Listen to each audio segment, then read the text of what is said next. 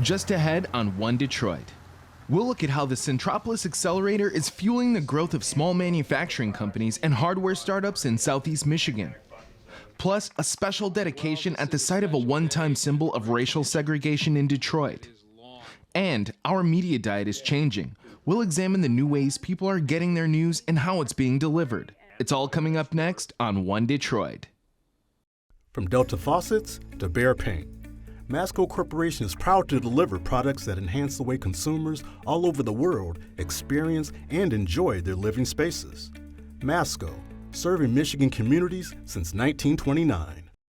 Support for this program is provided by the Cynthia and Edsel Ford Fund for Journalism at Detroit Public TV, the Kresge Foundation. The DTE Foundation is a proud sponsor of Detroit Public TV, among the state's largest foundations committed to Michigan-focused giving. We support organizations that are doing exceptional work in our state. Visit dtefoundation.com to learn more. Nissan Foundation, and viewers like you.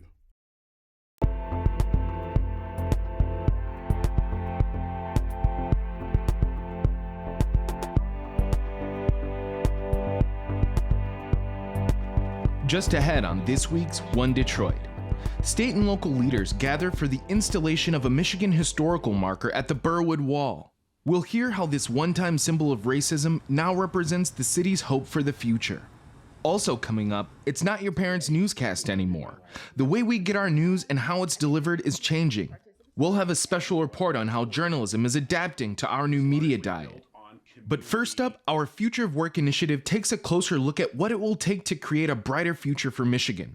According to experts, the state's success lies in the engineering and design industries. I spoke with Dan Radomski, the founder and CEO of Centrepolis Accelerator, Michigan's only manufactured product incubator that brings engineering and design ideas to life. We talked about the accelerator's impact on Michigan's business environment and economy.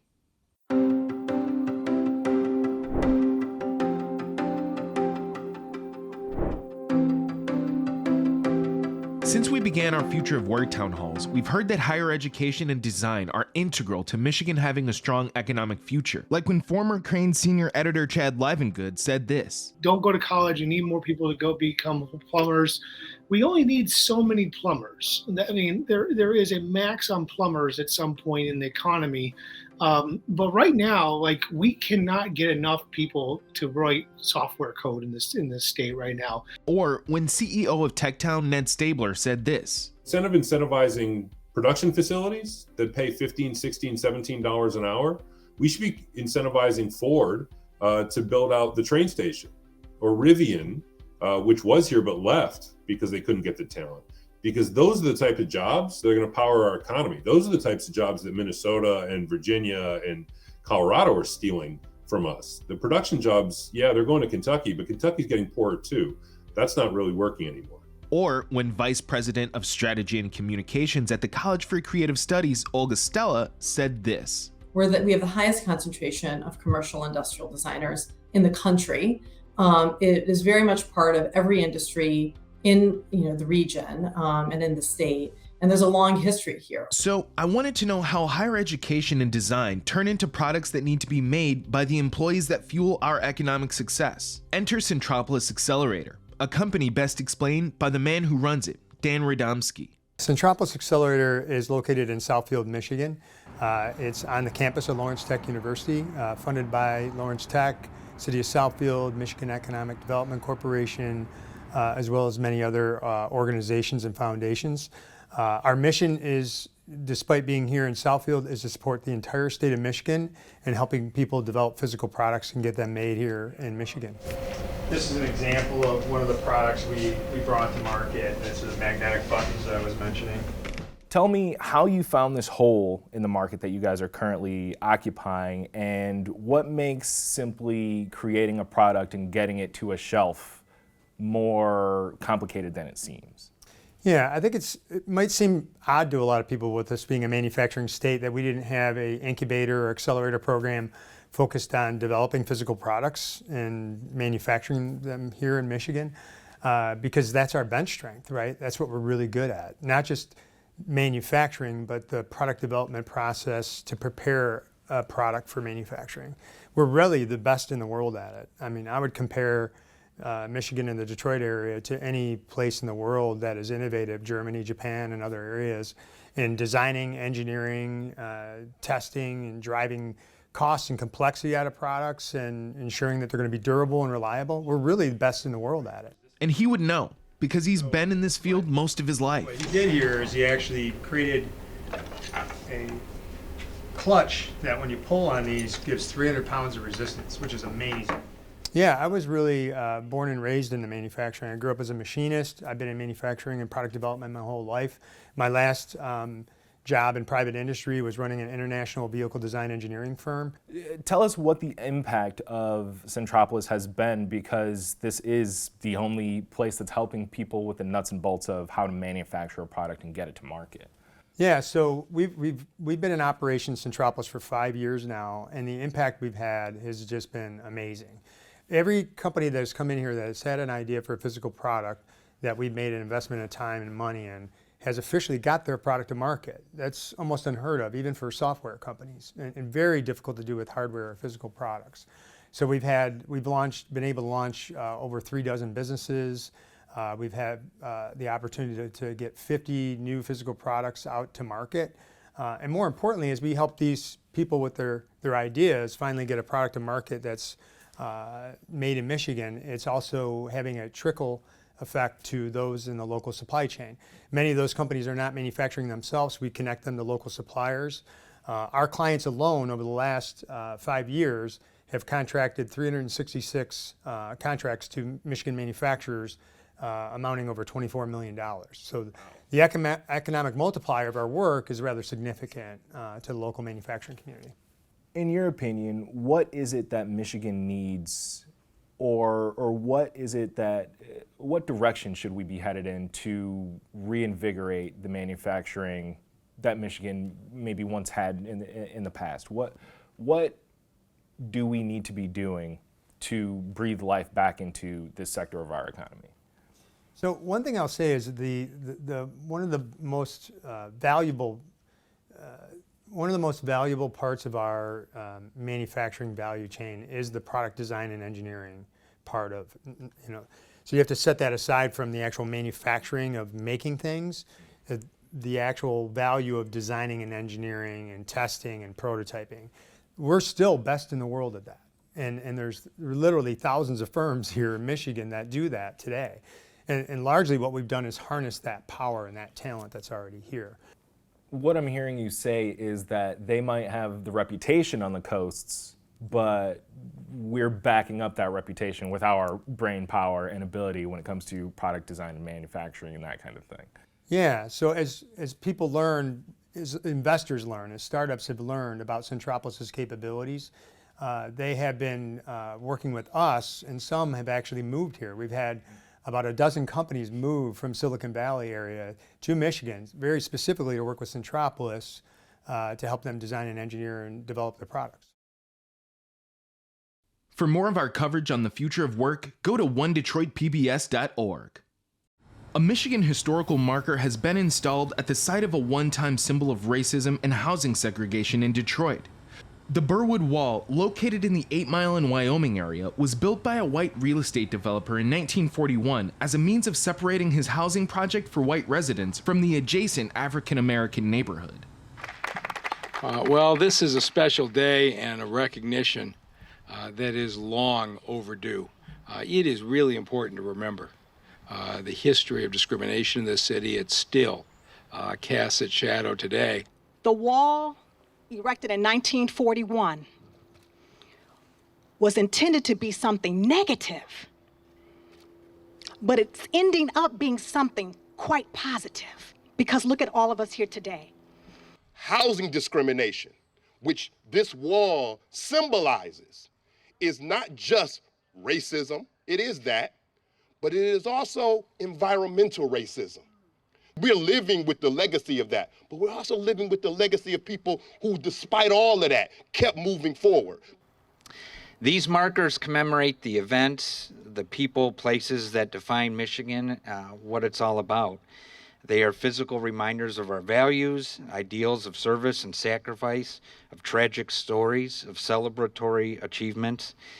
They educate and they inspire, and hopefully that they will inspire more stories to come out. My whole passion is about making sure that the quality of life is good for the people that I live around, making sure that it's understood that we deserve equality just like everybody else, making sure that, you know, the love and the commitment and the strength that was passed down from the people who had the tenacity to keep this community together never dies. So it's all about 8 Mile for me. By the 1950s, Black families lived on both sides of the Birwood Wall, and today the wall is an artistic symbol of the city's strength and efforts to move forward. Now it's a positive thing. We painted the wall. We can't knock the wall down because the wall is designated here now, but now it's a celebration that it means to me that we are all equal. When that plaque came up, it just made us, we always knew we were legit, but it just made us to the world say, this is something that happened. We're not gonna let it go. I'm glad to see that the wall is still standing, because if the wall was tore down, then the memory of the wall would be gone. So I'm glad to see that the remembrance of what happened over here is still being carried on. The kids who play basketball, who don't have a clue. You know, they don't have a clue of what this is all about. I mean, literally, these young people that live here, they don't know. But having this plaque and they playing that basketball and they walk by, they will know the history of this wall here. Yeah. And finally, we're taking a closer look at the changes in the way we get our news these days. Traditional media outlets like local newspapers and television stations have moved over to make room for podcasts, online coverage, and citizen reporters who document public meetings. One Detroit's Bill Kubota has the story on how journalism is adapting to a changing media diet.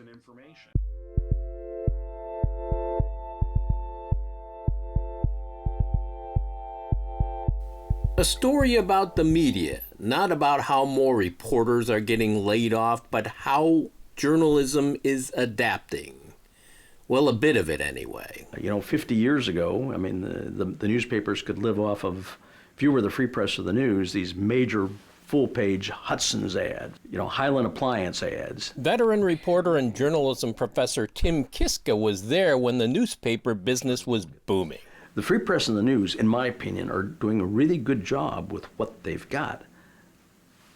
But their resources are limited. Big city papers, small town ones downsized or gone. In Howell, they've still got the Livingston Daily, but not the powerhouse of old. When it became really obvious to most people that the newspaper was kind of a shell of what it had been, people would come up and say, oh, you must love that. John King ran the local radio station's news department. Less competition must have been good for him, right? Well, maybe a little. I mean, I live in this community, and I think communities are better served when you have vibrant, viable news sources that are competing against one another. So here now, add another news outlet to the mix. Mike Marino and John King got it going on. Giggle for short, where it's looking up for their daily podcast.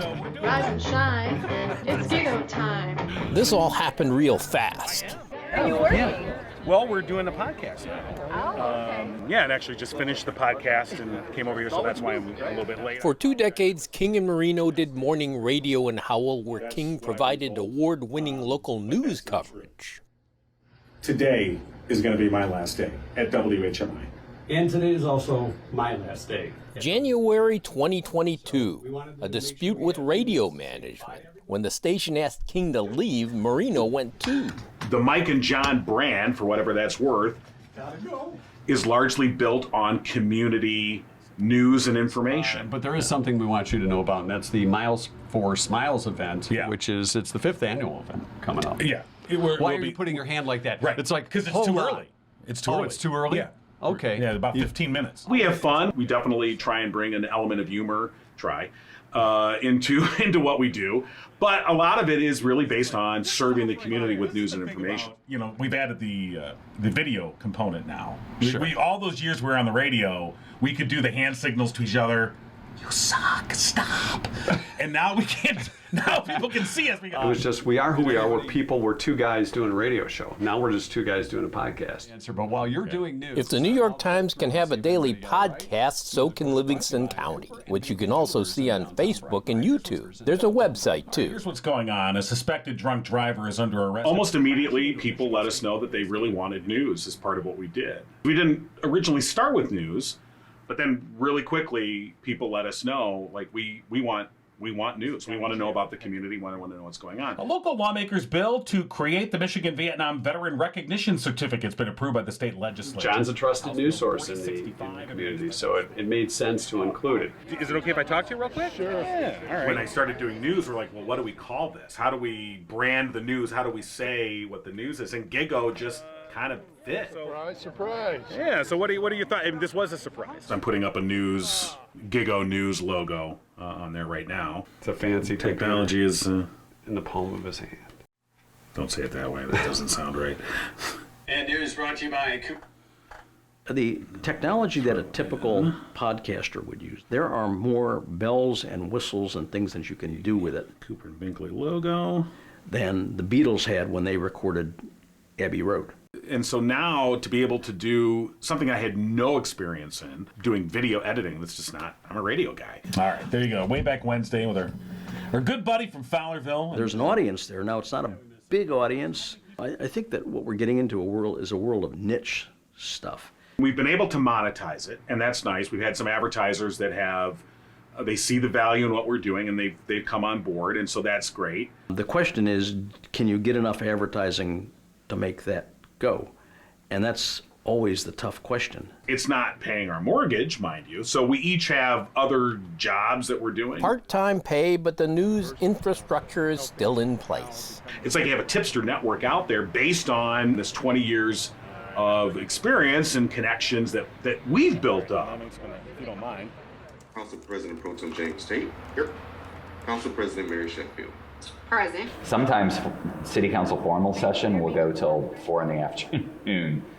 In Detroit, a crew newer to the news game. I'm keeping an eye on how many people have signed up for assignments. It's the Detroit Documenters where engaged citizens do the reporting. We train Detroiters to attend government meetings and take notes and report on what happens. We pay them to do this. I'm hopeful about the state of the media right now because of what we're doing, and I think that it's a growing phenomenon. I think the news needs to be participatory, and that's exactly what we offer. And I saw where they were paying people to sit in on meetings and take notes. And I said, wow, okay, I'm going, and so I called. It popped up on Facebook as an event, an orientation for documenters, and I was like, oh, that sounds interesting. People want to do this work. People are excited to do this work. Discussion, Member Santiago Ramiro. No objection. About a month later is when I decided to finally take an assignment. Since then, I've been hooked every week. The nonprofit Documenters Project started before the pandemic, part of Outlier Media in Detroit, and partnered with several other newsrooms in town. Documenters are in some other mostly Midwest cities, too. The pay is not high, but seems enough to make it worthwhile. I've done a lot of city council meetings. We do Wayne County Commission. The Land Bank Authority is a big one. I've been to the Library Commission meeting. And we do GLWA, Great Lakes Water Authority. We do Detroit Water and Sewage Department. Chairman Einhausen. I'm here mostly. I did a lot of that when the flood was last year. It feels like I was in all those meetings. Regional Transit Authority. It's showing right now live on Facebook. Occasionally we'll do GDOT meetings. The Board of Police Commissioners meetings, which are very interesting. Excuse me. There's only one person talking at a time. Our documenters really love those assignments. SEMCOG meetings. The Ethics Board meetings. Anything that pops up that seems like it will be in the real interest of the people. We're observing everything, the demeanor of the officials, how they interact with each other. Can we stick to the agenda, Please, Mr. Chairman? Please, sir. That's one warning. the accessibility of the meeting. Now that we're virtual, like, do they have their name and their Zoom screen window? Did they upload the agenda in time? So we document everything about the meeting.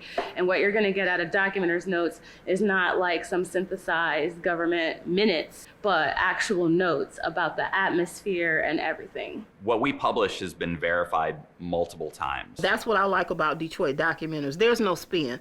They fact check everything that we do. Documenters cover meetings two ways. One writes up meeting details for the record, edited by seasoned journalists, while the other sends a live Twitter stream as meetings happen. I live tweet these meetings, so as the meeting's happening, I'm tweeting every detail that I can, taking complex information and simplifying it so that the public can understand what exactly is going on. We want their take on what they saw, but not, their opinions. I'm the only person who covers, city government on a day-to-day basis for Bridge Detroit.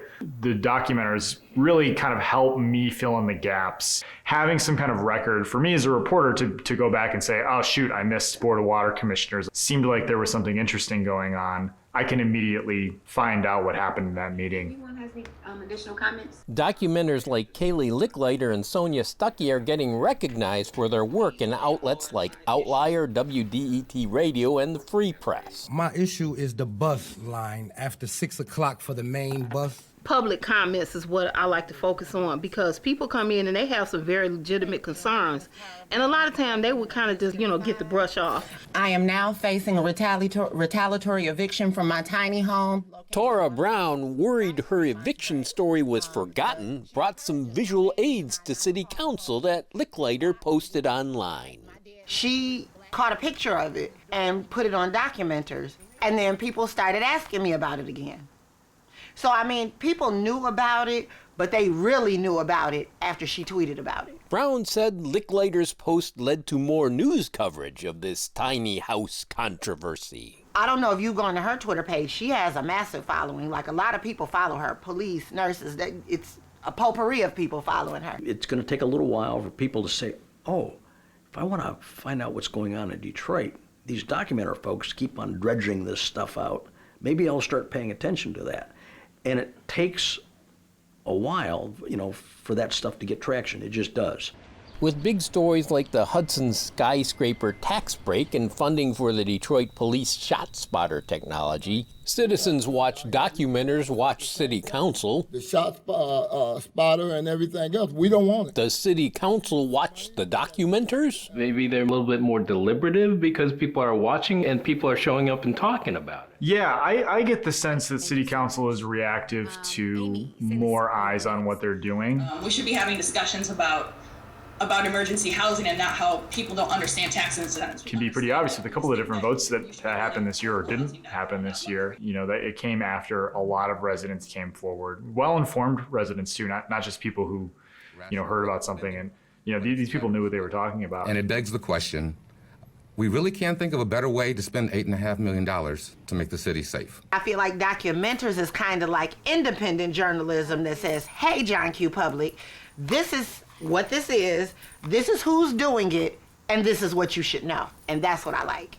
Turns out Tara Brown works occasionally as a documenter herself. She's covered the Wayne County Ethics Board. She's a tenants' rights activist too, but she says she won't let her biases affect her coverage.